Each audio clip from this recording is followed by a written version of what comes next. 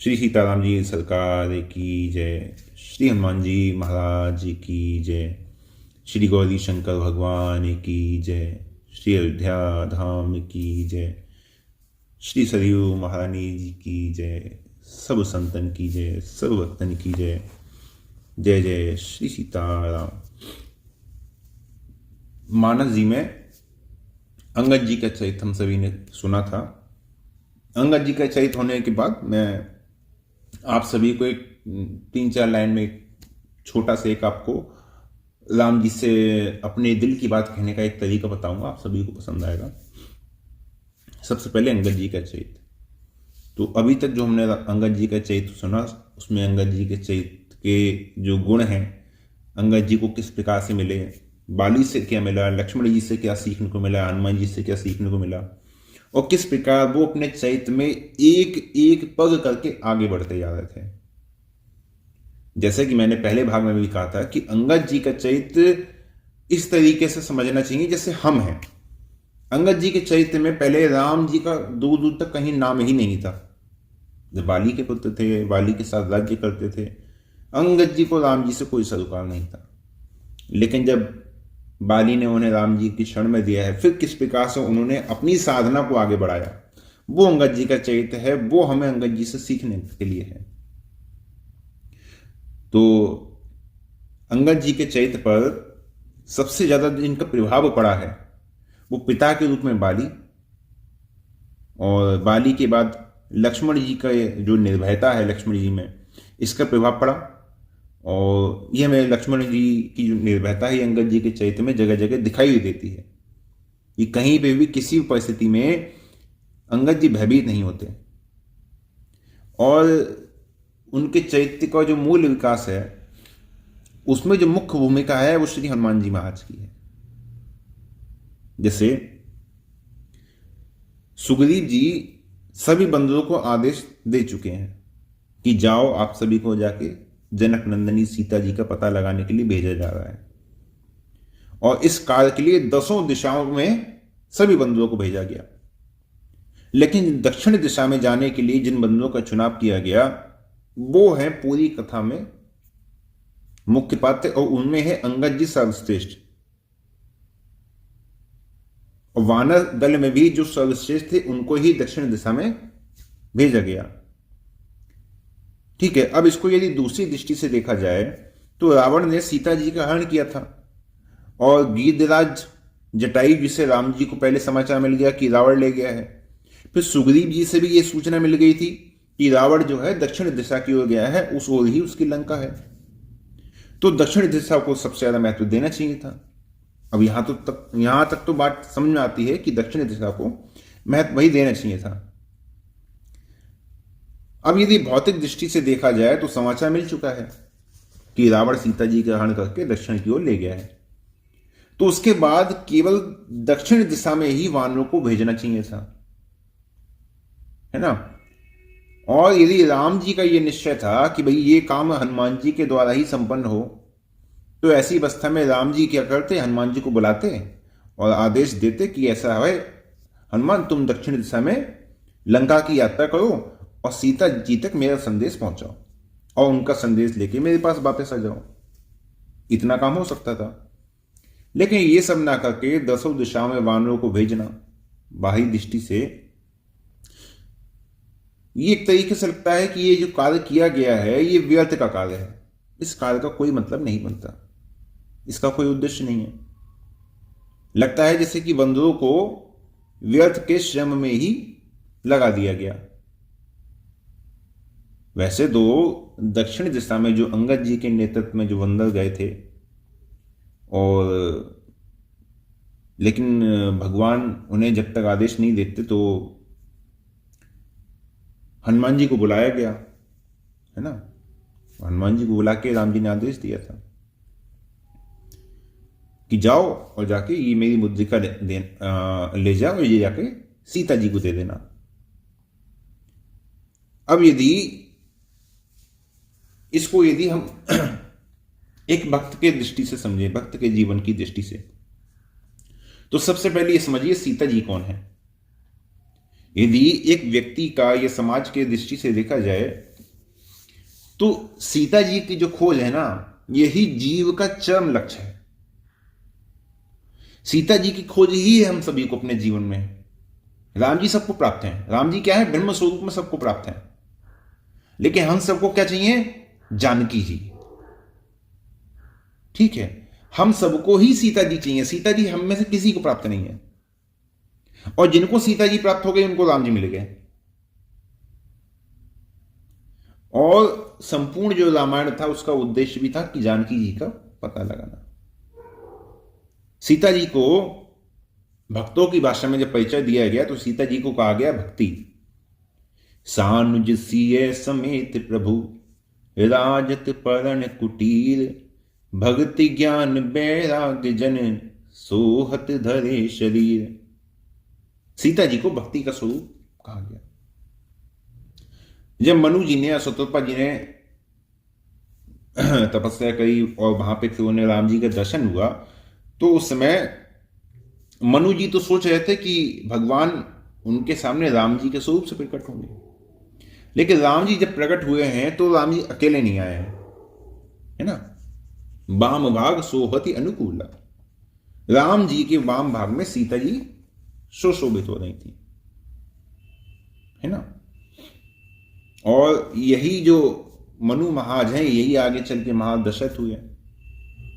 अब दशरथ जी तो पुत्र के रूप में राम जी को प्राप्त किए, और महाराज जनक ये सीता जी को प्राप्त किए।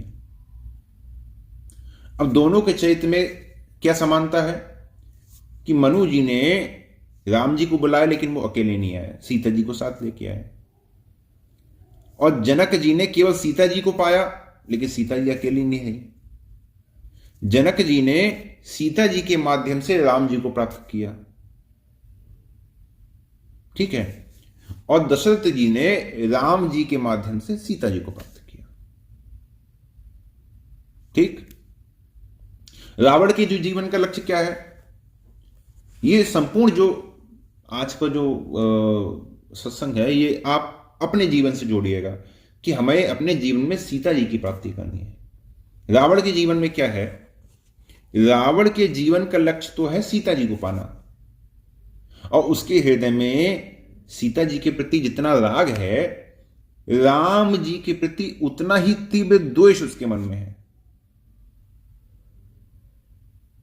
जबकि यदि भगवान से प्रेम हो, भक्ति से द्वेष हो तो भी नहीं मिलेंगे, और भक्ति से प्रेम है, भगवान से द्वेष है तो भी भगवान नहीं मिलेंगे, न भक्ति प्राप्त होगी। ये दोनों एक साथ चलने वाले हैं। प्राप्ति जब भी होगी तो दोनों की एक साथ होगी। इसको आप अपनी साधना, अपनी भक्ति में भी जोड़ सकते हैं। आप नाम जप करते हैं उसमें भी जोड़ सकते हैं। ईवल स्वरूप की उपासना करते हैं तो वहां पे भी ये आपके लिए लाभदायक होगा। मनु जी ने जब राम जी का दर्शन किया और वाम भाग में सीता जी को देखा है तो वो पहचान नहीं पाए, क्योंकि मनु जी को उनका परिचय नहीं था। तो सीता जी को देखने लगे तो प्रभु ने उन्हें बताया कि मनु, आदि शक्ति जही जग उपजाया, सोई अब तरी मोरी है माया। मैं जिनके द्वारा संसार का सृजन करता हूं, ये वही मेरी माया है, ये वही आदि शक्ति है। अब माया की व्याख्या वैसे तो कई रूपों में की गई है। जैसे माया का एक तात्पर्य, जैसे कोई जादूगर है, बिना किसी वस्तु के वो कई कर्तव्य दिखा देता है, वैसे ही भगवान ईश्वर, उन्हें बिना किसी वस्तु के, बिना किसी चीज के इस जगत की, संपूर्ण जगत की सृष्टि की है। और इसके पीछे जो क्षमता है, जो शक्ति है, वही मायामयी सीता जी हैं। मनु महाराज और जनक जी दोनों की वृत्ति में अंतर यह था कि महाराज मनु धर्मात्मा तो थे, लेकिन उनके जीवन में आसक्ति थी, उनके जीवन में वैराग्य नहीं था। जब मनु जी चले हैं तो क्या मन में विचार आया? हो ही न विषय विराग भवन, है ना। उनके मन में बड़ी गिलानी उत्पन्न हुई, है ना, कि हो ही न विषय विराग भवन बसतबा चौथपन, हृदय बहुत दुख लाग जन्म गए हरिभक्ति बिन। वैराग्य तो नहीं है लेकिन विवेक उनका जागृत है। तो विवेक बार बार कह रहा है कि शरीर का चौथापन आ गया, ये जो जीवन है ये व्यर्थ जा रहा है क्योंकि भगवान की भक्ति मन नहीं लगा। तो क्या किया उन्होंने, अब आसक्ति तो है, वैराग्य तो नहीं है, लेकिन बरबस क्या किया, पुत्र को राज दे दिया, वन की ओर चल दिए। बरबस राज मतलब जबरदस्ती दे दिया, वैराग्य नहीं हुआ है अभी, जबरदस्ती दे दिया। बरबस राज सुतहि तब दीना, नारी समेत गवन बन कीना। वन जाने की एक पद्धति है कि वन मनुष्य तब जाता है जब सन्यासी हो जाता है।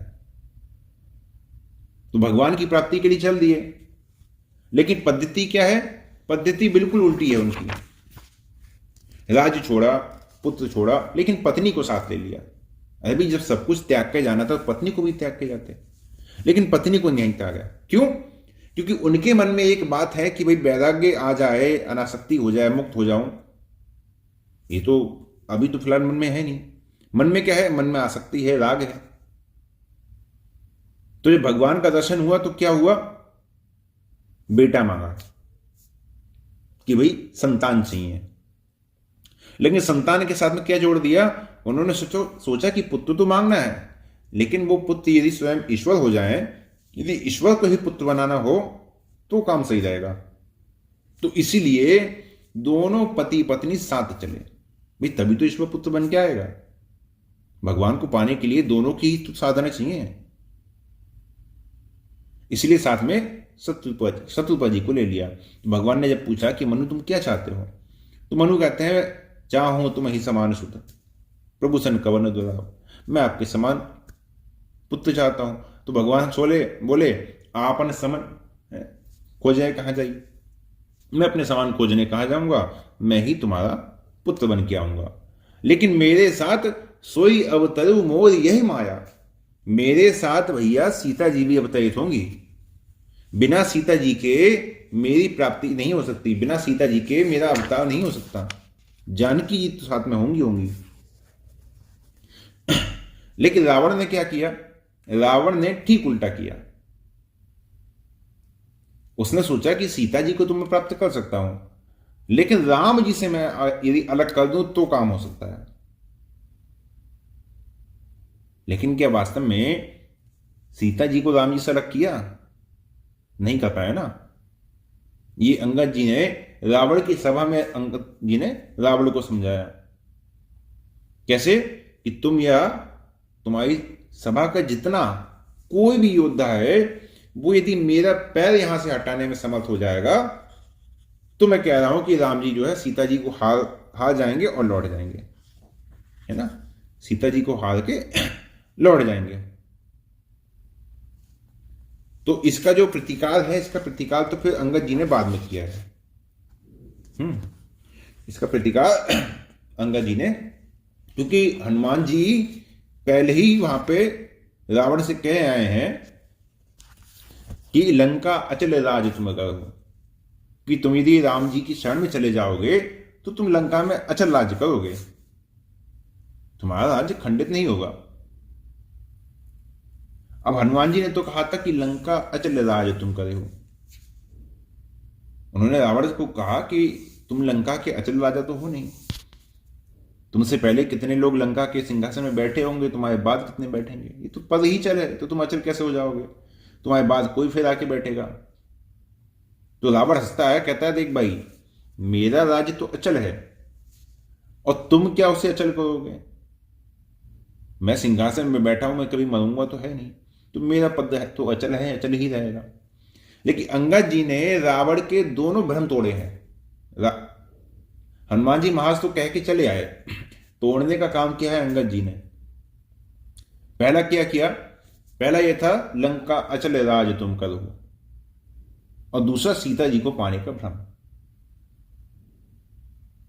पहले भ्रम को अंगद जी ने कब तोड़ा है, जब रावण की सभा में अंगद जी ने जब मुक्का मारा है रावण के सिंहासन पर, तो रावण का सिंहासन हिल गया और रावण मुंह के बल जाके गिरा है सिंहासन से। तभी तो उसके जो मुकुट थे, कुछ मुकुट इसके गिर गए, जो अंगद जी ने उठा के फिर राम जी के पास भेज दिए थे। तो इसके बाद अंगद जी ने कहा कि देख भाई, जब बंदर के मुक्के से तेरा सिंहासन चल हो गया तो सोच ले, राम जी का आने से क्या होगा, तुम्हारे अचल राज्य की दशा देख लो। एक बंदर ने क्या मुक्का मारा, तुम्हारा सिंहासन चल हो गया। तो इस भ्रम में तुम तो हो कि तुम अचल हो, ये तो बिल्कुल चल है, ये क्षणिक है। और तुम ये भी मत सोचना कि तुमने सीता जी को पा लिया है, क्योंकि जिस समय अंगद के पैर उठाने के लिए रावण झुका है, तो अंगद जी ने तत्काल कहा कि रावण, अब तो यह स्पष्ट हो गया कि तुमने सीता जी को नहीं पाया। नहीं पाया है तभी तो तुम प्रयत्न कर रहे हो। तुम्हारा प्रयत्न बुरा नहीं है, लेकिन प्रयत्न का जो सही मार्ग है वो तुमने छोड़ दिया। तो रावण ने कहा, कौन सा मार्ग? तो बोले, मेरे पैर पकड़ने से क्या सीता जी मिलेंगी? गहन चहित चरण कह बाली कुमारा, मम पुत गहे न तोड़ उबारा। अरे मेरे पैर पड़ने से क्या तुम्हारा काम हो जाएगा? गह सी न राम चरण सटताई। अरे जाके राम जी के चरण क्यों नहीं पकड़ता? जाके राम जी के चरण पकड़। राम जी के चरण पकड़ने से ही सीता जी मिलेंगी और तभी राम जी की प्राप्ति होगी। क्योंकि यदि भक्ति को पाना है तो राम जी को पकड़ो, क्योंकि दोनों एक दूसरे के साथ चलते हैं। ठीक है, सीता जी का अर्थ समझे ना। सीता जी जीवन में भक्ति का स्वरूप हैं, जिनकी प्राप्ति के लिए हम सब अपने जीवन में संघर्षरत हैं। राम जी के आश्रय होगा कि राम जी जब कृपा करेंगे तो भक्ति की प्राप्ति हो जाएगी। जानकी जी की प्राप्ति तब हो जाएगी, क्योंकि जानकी जी भक्ति स्वरूप है। अब इसी भक्ति के स्वरूप को वानरों को समझाने के लिए क्या किया है राम जी ने सीता जी को खोजने के लिए सबको भेजा ना। मार्ग सबका जो प्रशस्त किया वो सीता जी को खोजने के लिए प्रशस्त किया कि वे सीता जी की खोज के लिए आप सब जाओ। ये बंदर कौन है? तो गोस्वामी जी कह रहे हैं कि ये बंदर नहीं है, ये विभिन्न प्रकार के मोक्ष के साधन हैं। कैवल्य साधन अखिल भालू मलकट विपुल। भालू, बंदर, ये जितने हैं ना, ये सब मोक्ष के साधन हैं, और उन सबको सीता जी की खोज में भेजा जा रहा है। क्योंकि जितने साधन है ना, सबकी साधन का जो सार है क्या है? भक्ति की प्राप्ति। तो ये जितने मोक्ष के साधन है ना, ये सब सीता जी की प्राप्ति के लिए है। सारे साधनों का जो अंतिम लक्ष्य है ना, वो सीता जी को प्राप्त करना है। सीता जी के रूप में जो भक्ति है, मुक्ति है, उसको पाना है सारे साधनों का। अब क्या है, सारे बंधुओं को भेजा गया है ना। अब वैसे तो देखा जाए तो सीता जी दक्षिण में लंका में है, फिर सभी दिशाओं में बंदर क्यों भेजे गए? तो उत्तर भाई ये है कि विभिन्न प्रकार के पंथ में, विभिन्न प्रकार के धर्मों में साधना की विभिन्न पद्धतियां हैं, और ये सब पद्धतियां सब भक्ति को पाने के लिए ही हैं। भिन्न भिन्न दिशाओं में तीर्थ बने हैं, कोई पूर्व में है, पश्चिम में है, उत्तर में है, दक्षिण में है, और लोग भगवान की खोज में जितनी दिशाएं हैं सब दिशाओं में तीर्थ में यात्रा भी करते हैं। समझे? इसका अर्थ यह है कि हम जीवन में चाहे जितनी साधना कर लें, जितनी पद्धतियों का अनुसरण कर लें, जितने मार्ग का आश्रय ले लें, लेकिन जीवन का जो अंतिम लक्ष्य क्या है? वो है सीता जी को पाना, वो है भक्ति को पाना। अब यदि जितने सभी बंदर हैं सबको सीता जी नहीं मिली, तो क्या अब उन्हें प्रयत्न नहीं करना चाहिए? भाई सीता जी सबको कहां मिली थी? सीता जी तो सबको मिली नहीं, तो क्या प्रयत्न नहीं करना चाहिए? सीता जी को खोजने के लिए भले ही सब समर्थ नहीं हुए, सबको सीता जी नहीं मिली, और जो अन्य दिशाओं में गए वो भी निराश होकर लौट आए। अन्य दिशाओं में जो गए वो भी निराश होकर लौट आए। क्यों लौट आए? हनुमान जी महाराज भी तो गए थे अंगद जी के साथ दल लेकर, वो तो नहीं लौटे। तो उनके आने में एक कमी है, उनके साधन में एक कमी है। वो क्या है? सुग्रीव जी ने 1 महीने की समय सीमा निर्धारित कर दी थी कि 1 मास के भीतर जो आया तो ठीक है, और इसके समय बीतने पर यदि सीता जी का पता लगाए बिना लौटे तो प्राण दंड दिया जाएगा। ठीक? अब जो साधक हैं, भक्त हैं, ये भी हर प्रकार के होते हैं, सबको प्राणों का भय है। अब उन लोगों ने अपना पूरा गणित लगाया गणित क्या लगाया? वैसे तो गणित आपकी भक्ति में किसी काम का नहीं होता। यहां पे जो एक एक बात कही जा रही है उसको अपनी भक्ति के संदर्भ में समझिएगा। भक्ति में गणित का कोई लॉजिक नहीं होता। वहां वानरों ने क्या किया, उन्होंने लॉजिक लगाया कि हम सीता जी को खोजने के लिए उतनी ही दूर जाएं जहां से हम 1 महीने में वापस आ जाएं। मिल जाए तो ठीक है, और नहीं मिले तो कम से कम प्राण तो बचेंगे। नहीं मिले तो कम से कम प्राण तो बचेंगे। अब भक्तों ने तो ये कहा है कि भाई अगर सिर देने से भगवान मिले तो जरूर ले लो, क्योंकि यदि पीछे हटोगे तो ना जाने कौन काल तो जब चाहे तब आके सर ले ले। जो सिर साटे हरि मिले तो हरि लीजिए, तो ना जाने या देह में गाहक आओ भी आओ, ना जाने कौन और ले जाए। तो अगर शरीर देखे मस्तक देखे भी भगवान मिल जाए तो सार्थकता तो यही है। अब प्राण के भय से पीछे हट जाना, तो ये बताओ भाई जीवन आवश्यक है कि जानकी जी? तो बंदर क्या है, जितने वानर थे वो इससे मुक्त नहीं है। तो इसी प्रकार भक्ति के मार्ग में जितने साधक लगे हैं, जितने साधन में लगे हैं, वो सब भी कहीं ना कहीं इससे मुक्त नहीं हो पाते। जैसे जितने वानर थे अलग अलग दिशाओं से गए हुए, सब 1 महीने के भीतर सब अपनी योजना बना के वापस लौट आए और अपने प्राण सबने बचा लिए, क्योंकि कहीं ना कहीं उनका संकल्प दुर्बल था। और साथ में उन्हें ये भी बात उनको लग रही थी कि सीता जी का पता लगेगा नहीं लगेगा, तभी तो 15 दिन में पहले से ही उन्होंने गणित उनकर लगा लिया। तो सीता जी को प्राप्त करने के लिए आस्था जो होनी चाहिए वो भी नहीं थी।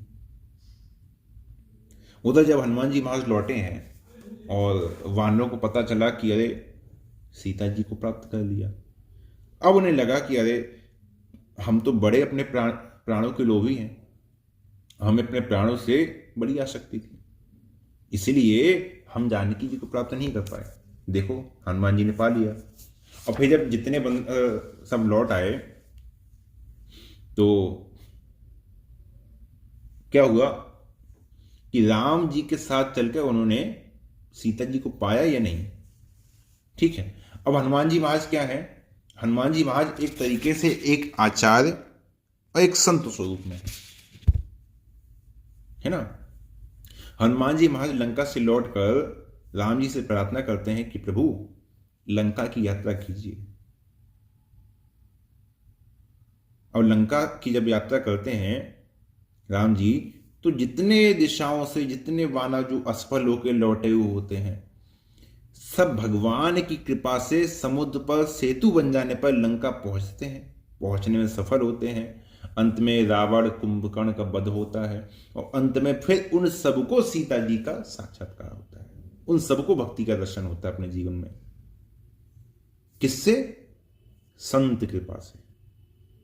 स्वयं की साधना के बल पर तो हम कहीं ना कहीं विषयों में, जीवन के महत्व में कहीं ना कहीं फंस के अपने जीवन का जो चरम लक्ष्य है उसको हम लोग भूल जाते हैं, या उसको हम लोग कहीं ना कहीं दूसरे साधनों के आगे गौड़ समझ लेते हैं कि नहीं ये चीज ज्यादा आवश्यक है। लेकिन वही यदि किसी संत का आश्रय मिल जाए और संत के आश्रय से यदि भगवान की कृपा प्राप्त हो जाए, तो वही भक्ति जीवन में बिना किसी स्वयं के प्रयास के प्राप्त हो जाती है। यद्यपि भक्ति की तो खोज में सब लगे हुए थे, सब अलग अलग दिशाओं में जा रहे थे, अलग अलग मार्ग से यात्रा भी कर रहे थे, लेकिन अपनी जो भाव की दुर्बलता है, अपने विश्वास की जो दुर्बलता है, वहां तक जिसकी सीमा है वहां तक का बस उनका प्रयास करके प्रयत्न करके लौट आ रहे थे। मतलब मन में जितना आपका संकल्प आपकी भक्ति के लिए दृढ़ है, उस संकल्प की एक स्थिति तक पहुंचकर उस भक्ति में फिर वापस आ रहा है कि नहीं हम इतना ही कर सकते हैं, इतना ही भजन हमसे होगा, इतना ही अनन्य भाव हमारा है, इससे आगे हम नहीं है। और इन सब साधनों में जो अद्वितीय हैं, जिनकी तुलना में कोई नहीं है, वो है श्री हनुमान जी महाराज।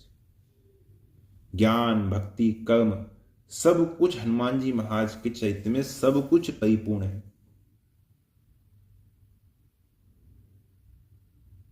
तो सीता जी की खोज में सबको भेजने का जो अभिप्राय था वो राम जी का ये था कि प्रयत्न तो हम सब अपने जीवन में करते हैं और हमको करना भी चाहिए, भले ही उस प्रयत्न में, उस प्रयास में हम अपने अंतिम लक्ष्य तक पहुंचे या नहीं पहुंचे, लेकिन उस भय से हम प्रयत्न को करना नहीं छोड़े। हम भक्ति की प्राप्ति के लिए यदि निकले हैं तो भक्ति की प्राप्ति हो चाहे ना हो, हमारा अपना जो संकल्प है वो हमारा संकल्प, अपना संकल्प कमजोर नहीं होना चाहिए। उस संकल्प में हमारी दृढ़ता आवश्यक है। समय को देखते हुए अंगद जी के चरित्र को तो यहीं पे विश्राम देते हैं। और मैंने प्रारंभ में कहा था कि बाद में मैं 2-3 मिनट आप सभी से एक बात कहूँगा, ठीक है? हो सकता है आपको भक्ति के मार्ग में वो बात आपको अच्छी लगे। एक बार गोस्वामी जी महाराज राम जी की सभा में पहुंचे। हनुमान जी महाराज के माध्यम से राम जी की सभा में पहुंचे।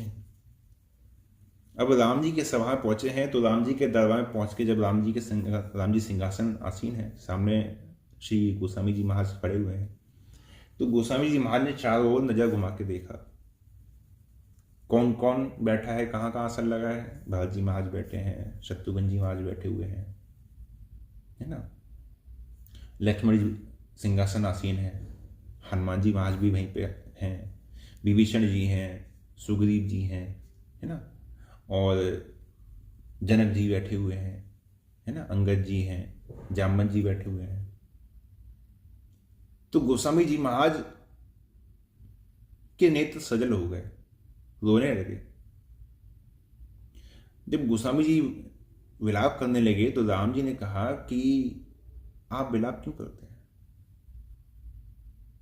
आप विलाप क्यों करते हैं? क्यों, क्या बात है?